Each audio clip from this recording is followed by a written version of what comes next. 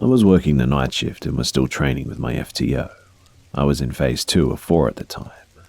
We get dispatched to the southern end of the city, and it's a cove that goes up alongside a mountain and is very dark. Reference suspicious activity. Well, the house in question was the scene of a dead body call a few months prior. A very nasty one where the body was left undisturbed for weeks before a call. Neighbours reported the sound of talking, banging, laughing and crying from at least 4 people. Well, my FTO and I arrived without trouble, and I parked the marked unit down the street with the lights off and the windows down, and we heard distinct talking coming from the building. We were out of sight from the building, and neither one of us had ever responded to the house prior to that night, so we didn't know what it looked like. My FTO looked at me and said the typical training officer thing of, "What are you going to do, trainee?" I told him that he and I will make our approach and ask for an additional, since it sounds like we're outnumbered. And that's exactly what we did. As we approached the house on foot, the house was completely dark and the windows were boarded up with a city notice indicating the house was not safe for human occupation. Figuring that it was just a bunch of tweakers, we stood by for the additional unit before thoroughly searching.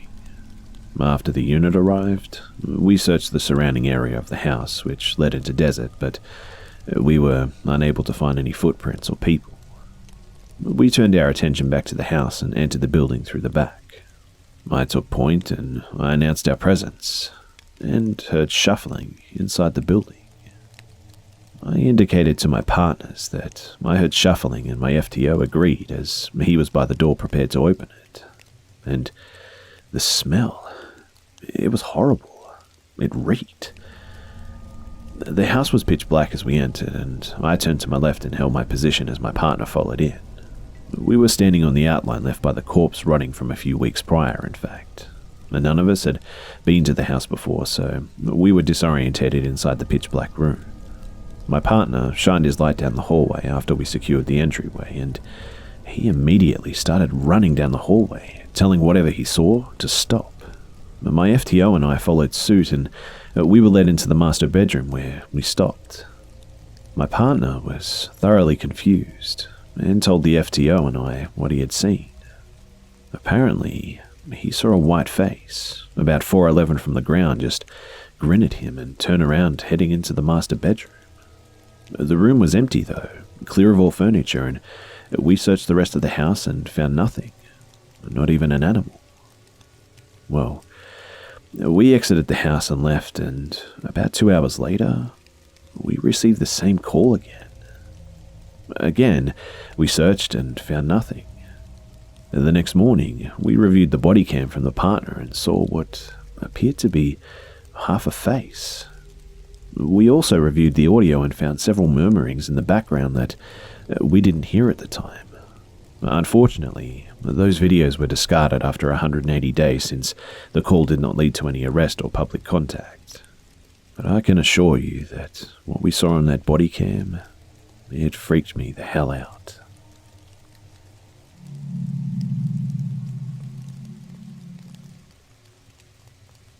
So, for some backstory on my family, my mum, she grew up rather poor in a junkyard in the country in northern Wisconsin. For anyone who isn't familiar with Wisconsin, this is the part of Wisconsin that tends to have long stretches of forests and a lot of beautiful nature and scenic views. The most noteworthy of all the stories that I'm about to share, however, is the family of ghosts. My mum and her siblings grew up on a junkyard that was apparently a shoe factory back in the day. When it would rain, sometimes testaments of the property's past would wash up, usually old shoes and the like.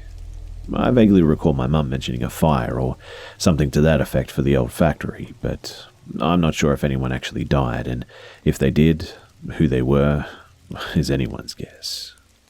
However, in the little house they lived in, my uncles all shared their room, and it seems like they all have their own story about waking up and seeing this ghost family, as they would describe it. Usually, all of my uncle's stories follow a similar thing. They would wake up in the middle of the night and, at the foot of their bed, find 3 people just staring at them. Apparently there was a father, a mother and a young daughter, and they were all dressed up in old-timey clothing. My cousin Terry apparently decided to test this too, as my grandfather still lived in the house years later, and allegedly she was able to see the family as well. It doesn't seem like they actually did anything too malevolent, other than creep my uncles out, and I'm not sure if it relates to them specifically, but my mum described how she felt unwelcome many times in the house, and at one point heard someone shout at her to get out. This, compounded with the abuse of my grandfather, who also beat my grandmother, I believe helped spurn my mum into leaving sooner rather than later. I'm unsure if this is also related, but when my uncles were fairly young, my grandma would go into them and read them a bedtime story. When she was going into the room, there was some sort of light that slowly went up into the ceiling. Needless to say, she was rightfully freaked out by this, but considering their financial difficulties, there wasn't really much that they could do, even if they wanted to move out. I suspect that my mum had more experiences in that house, and she simply hasn't told me too much. When I was younger, I had experiences in multiple houses that we lived in, but for a long time, my mum didn't react to me well and would get upset, saying our house wasn't haunted.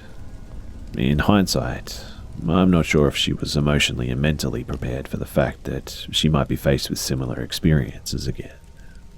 As for the house, I've been in it a few times before my grandfather died, and to put it bluntly, I did not know that my step-grandfather, as my grandma remarried before I was born, wasn't my biological grandfather until I was 8 or 9, when I found out that I suddenly had a third grandpa.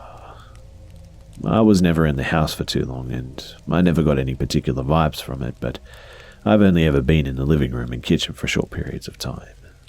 The house has since been sold and torn down after my grandfather's death, however, and I'm not sure what has been done with the property since, but I'd be curious if a house has been built on it, and if so, if they had experienced anything. Anyway, one other story that my mum told me was something that happened to a family that had apparently lived nearby. There was a family driving through the forest, and eventually their car broke down. This would have been in the 70s or 80s, I think, before cell phones were widespread, so they ended up getting out of their vehicle and making the journey home on foot. Eventually, however, they started to notice sounds from behind them, as if something was following them through the woods, or perhaps more aptly put, stalking them through the woods. When they ran, it ran, and when they stopped, it stopped. Eventually, they were able to get to their house, however, and they quickly entered, slammed the door, and locked it. And whatever was following them gave out a bellowing scream. Apparently, the family had alerted my grandfather as to what happened and told him to look into his fields. According to my mum, he had apparently come back into the house, wide-eyed and alarmed, but he didn't elaborate on what he saw. I vaguely recall my mum talking about him seeing some sort of glow in the field. And I'm unsure if it's related, but my oldest uncle went horseback riding with a friend, and they apparently came across a thing, as they called it. It was white and furry, and when it saw my uncle and Mike and his friend, it stood up on its hind legs and bounded a fence and just ran off. Apparently, it left behind some fur too, which my uncle collected, but this was many, many years ago, and my uncle died when I was about 4 years old in a bad accident, so I'm unable to ask him about the story. I'm unsure if both of these stories are related or not, and there could be some natural causes to this, like a black bear or a wolf or a dog. All would be living in the area, that's for sure. However, judging by the tone of the story and the fact that such animals are rather commonplace, and it was apparently during the day, I'm not sure if it would be mistaken identity or not. But what does interest me, however, is the stories of the Wendigo, which I've heard some depictions being somewhat furry from Canada, skinwalkers, and the Wisconsin and Michigan dogman. Could it be related, if it was not a case of mistaken identity? I don't know. I honestly don't really care to find out too much either. All I can say is just be careful in the woods. Mother Nature can be a cruel mistress, and there is darkness in this world. be it supernatural or the very, very real depths of human depravity and cruelty. Please, protect yourselves and your loved ones too.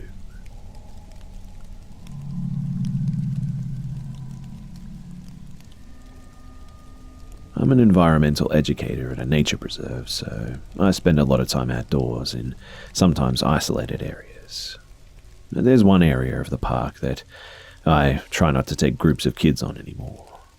Once in a while, we have to go through that trail since it's a shortcut to the kayak launch, and when it's 95 degrees outside, you're ready for anything that'll make your trip shorter. When I started there, one of the first things I did was to familiarize myself with all the areas of the preserve. So, I spent quite a bit of time hiking through all the trails, even rarely used ones, since I have to know my way around to navigate this group or go rescue someone if they get lost, which happens from time to time. One part of the preserve is an old homestead site of a now abandoned pineapple plantation. It was settled in the 1890s, and we don't know much about the family beyond the name and the approximate year they settled there and the approximate year the homestead was abandoned. This is in southern Florida, and there are thousands of similar abandoned homestead sites here. The early settlers of that area, they had to be tough as nails. This was pre-railroad area, and the nearest town was about 5 miles south through what would have been wilderness with no real roads. So, these guys were on their own in a land absolutely bursting with mosquitoes, panthers, bears, and bad water. The water table is high, and fresh water can be easily contaminated by the salt water nearby. In other words, early homesteaders were badasses because that was the only way they'd survive. So, there's this narrow trail through what was once the homestead site. On one of my first days, I decided to trek through here. I got about half a mile in when I started to get some really weird vibes. I've always been sensitive to my surroundings and have spent enough time in isolated natural areas to know that if something doesn't feel right, it probably means your instincts are picking up on something that you should pay attention to. Usually, this means your brain is picking up on minute movements on the ground that indicate an unfriendly snake may be nearby or another animal you don't want to confront. And while the panthers are nearly gone, we've got aggressive wild boars and bobcats that freely roam. So, I stopped dead in my tracks and let my mind go quiet, looking around carefully for any warning signs. There weren't any, and I didn't see any tracks, but the bad vibe feeling was still there. I just shrugged it off and kept going, the trail getting narrower, and the bad vibes just kept growing deep in my gut. I felt like I was being watched and followed, and this is an isolated area, so the possibility that a person was following me was very remote, but possible still. I stopped every few meters, but there were no sounds. Actually, none at all, not even birds. I started to sweat and my heart started to race, and one thought kept echoing in my mind. You're not welcome here. You need to turn around because you're not welcome. Well, screw that, I thought. I'm just jittery from the nerves of a new job. I came to a bend in the trail and I stopped, and my feet just wouldn't go any further.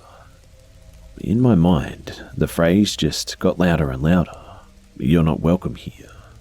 And then I heard a crashing coming from behind me, but when I turned to investigate, there was no one there. No animal, no human, nothing.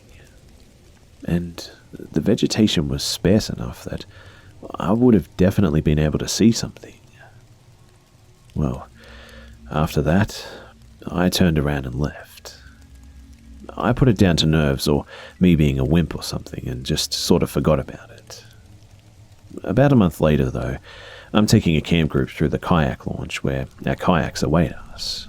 I decide to take the kids through the narrow trail to save us about 10 minutes, and we get to the same bend of the trail, and the kids have all gone silent. These are 9-year-olds in summer camp, and believe you me, they are not silent, never silent.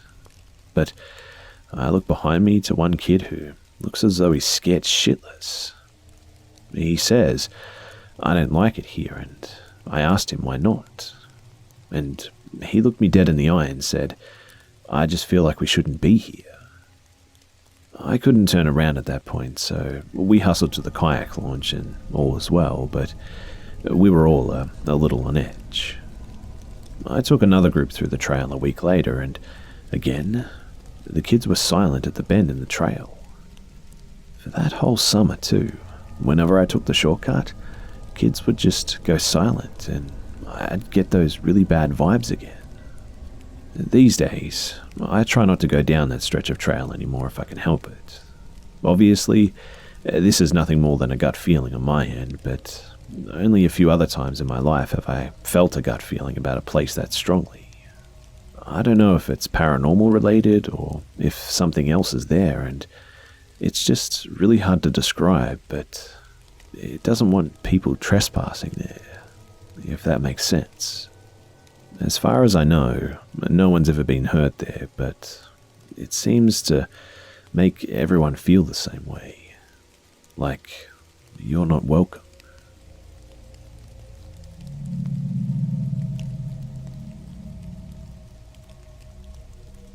Before I dive into this story, I would like to say that everything I'm about to share is 100% the truth, or at least the truth from my perspective. I don't really talk about this incident much, partly out of looking insane and partly out of remaining fear, so take all of this how you will. I moved into my boyfriend's house when I turned 18, and it was your average-looking older suburban home. He had lived there for the majority of his life and claimed that there was a ghost in the house that he would sometimes see when he was younger. Being young and naive, I was very interested in ghosts and the paranormal at the time, so I set off on some personal mission to contact this ghost. I bought an EVP and an EMF reader to better help me with this. The three places that were claimed to have the most activity were the garage, the upstairs hallway, and my room, specifically inside the closet. I started in my room, and at first, I had no response or feedback. One day, though, I did eventually get some feedback on my EVP recording. In it, I was asking questions when my cat came up to me and meowed. I said her name, and I could faintly hear a man's voice repeating the name of my cat, which you could hear her meowing back in response on the recording. Excited, I put up a new beaded curtain and played the Move for Yes and Keep Still for No game, which ended up working pretty well, in fact. And I thought then that this thing was nice. About a couple of weeks to a month later, I began to feel a sort of presence when I entered the house and entered those rooms, like someone was watching me or something. It turned from feeling that way when I was in a certain room to feeling that everywhere I went too. And the feeling was really intense too. After a while, I began to feel uneasy, so I would ask out loud for it to just please go away and leave me alone. And at first, it did, but after a while, it just stopped listening to me altogether.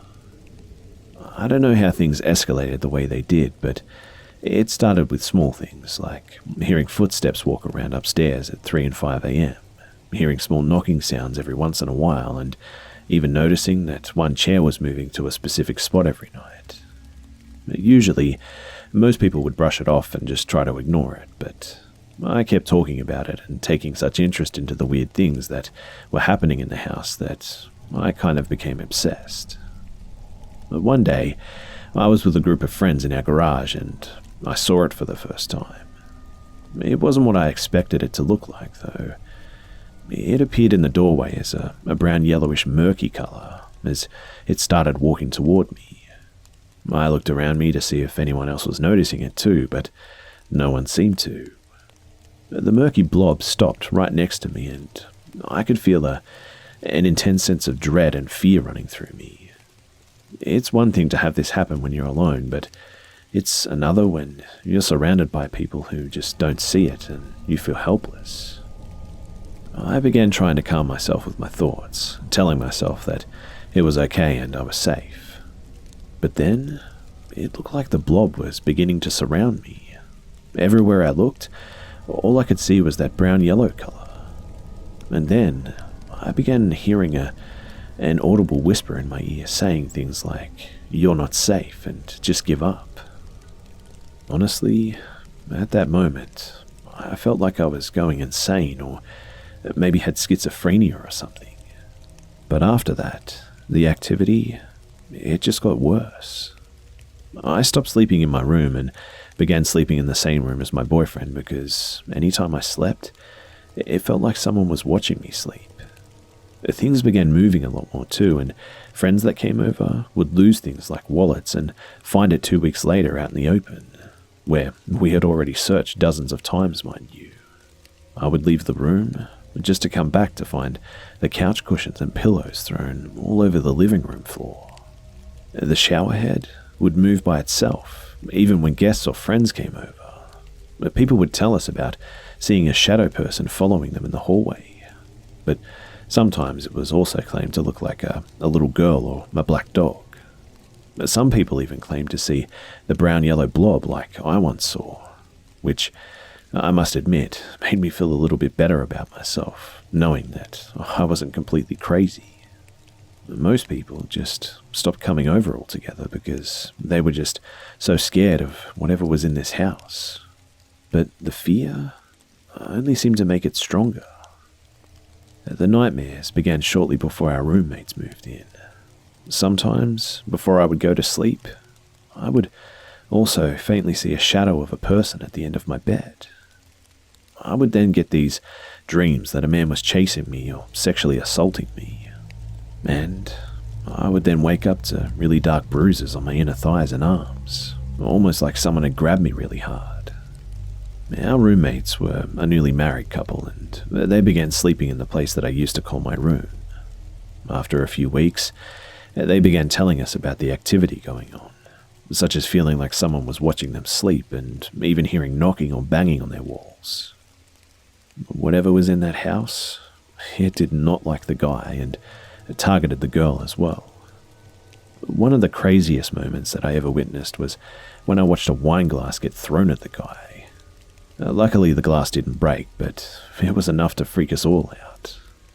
But one day, I was talking with the girl when she told me about these nightmares she kept having, from seeing blood seep out of the walls to being sexually assaulted too. But coincidentally, she also happened to wake up to hand-like bruises all over her arms and thighs. I knew for some reason that this thing was specifically targeting females. I mean, we were the only two in the house, and the most activity tended to happen when either one of us were alone. Sitting on the couch one day, I heard what sounded like a shouting match between two people coming from the garage. As I went out there, everything just stopped and no one was in the room.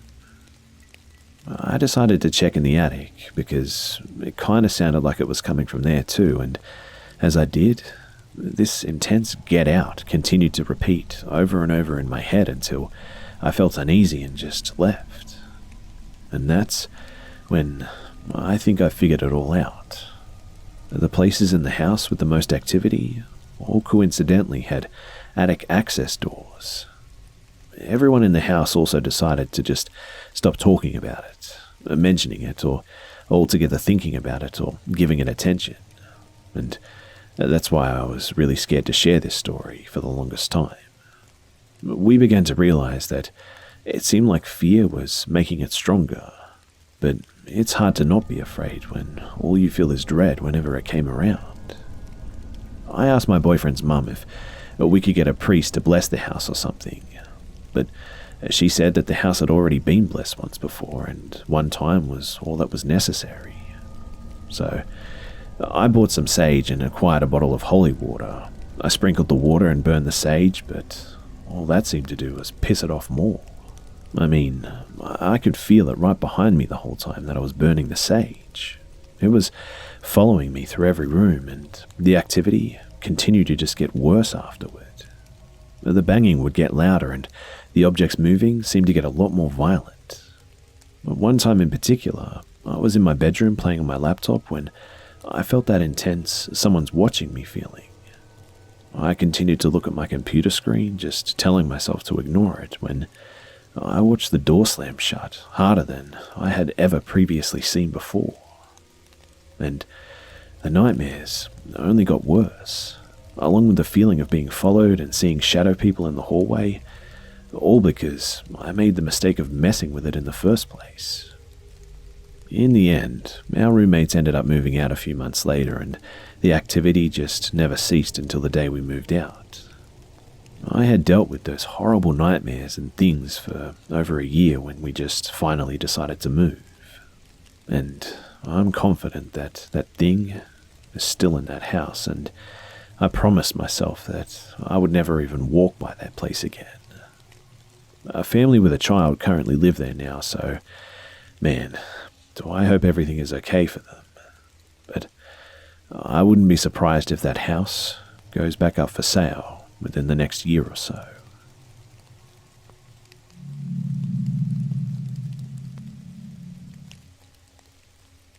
This is going to be pretty long, so I apologize for that. But I'm trying to include as much information as I can. As far as I know, the creature has never tried harming me, but it has oftentimes made me feel unsafe and threatened. As the years have passed, I've begun paying less mind to it and just putting the feeling in the back of my mind. In January of 2012, I bought a horse and began boarding it at a very old barn. It was a small, tight-knit, friendly barn community not far from my home. It had been around since the 60s, surrounded by woods. There were 3 barns, and the main area was entirely surrounded by thick woods, and there were small trails in the woods behind the property. Fast forward to June of 2012, and I had 2 horses there now. I was there every single day without fail, too. At 2 p.m. to 10 p.m, and I fed the horses and just cared for them and stuff. I rode one every night as well, mainly in the arena, but sometimes in the barnyard. There were no field or arena lights, just the moon and the stars. One evening, around 5 p.m, I think, I was just sitting on her, letting her stand, when she started snorting and backing up. I looked up and I saw this white or grey creature crawling out of the woods towards us. It had a very small round head, and its eyes were just pits. It had a very small mouth and not much detail there. Its arms were really long and thin, fingers also like that. Its ribcage was also really pronounced and defined, and its legs were long and lanky.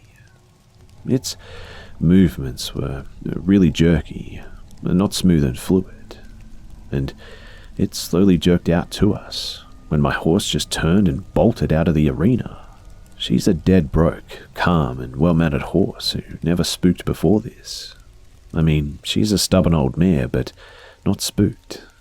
And she would not go back into the arena that night. I walked her around the barnyard, staying near the main barn, and put her up, and ran out to peek into the arena to find nothing, except some footprints where I saw the thing. Throughout summer, I saw it peeking, almost dancing if that's the right word, around the gate that leads into the woods where the trails were. One night, roughly a month later, at about 9 p.m, I was riding that horse again in a front pasture. The moon is full and bright, and I looked to my left to see the creature running full spread by my side on the other side of the fence. I slowed my horse to a stop, and it took off around the barn and behind the side of the barn and into the woods. And I continued seeing it, mainly in the woods, but it was always around. Summer of 2013, and the barn shut down when the owner died. We moved the horses to a friend's place for the time being, and I didn't see it there. Late summer and fall of 2013, I found a new barn, and the woods were directly behind the barn and the arena again. This place actually had lights and was much newer. About a month later, when I was getting ready to leave, I heard something in the woods again. I looked down the barn aisle into the woods and saw the creature running down the road into the woods. I saw it much less frequently for a while until later in the fall of 2014, when I began seeing it in the back pastures of woods again, and it darted in and out of the tree line. I saw a second one too, sitting in a neighbour's yard, and it would sit in the same spot every day and just watch me ride. I actually started taking pictures, which are really poor and crappy quality, and sent them to a friend who claimed that he and some others had seen it too. I kept seeing it occasionally too, but from a much greater distance than at the first barn. I went with this barn owner to another farm to get some stuff when I saw a very, very large version of this creature run out from the woods, right behind a tree that I was 10 feet from while I was alone by the trailer. Last November, my house sat for the barn owners too. I went out around, I think it was about 2 a.m. to fill some water troughs and enjoy the full moon and cool night. I was sitting in the back pasture when 3 of the creatures began coming from the woods. One came up to the trees near the trough where I was, and the other 2 were just walking along the tree line. The horses were silently munching their hay this time, but pretty far from where the creature was, and I messaged the guy from earlier and told him what was going on. And since that incident, I haven't really seen them. Last summer, though, I actually did see one outside my house, staring into the windows, and a few weeks ago, one was outside my bedroom window, tapping and making a strange, faint, shrieking sound.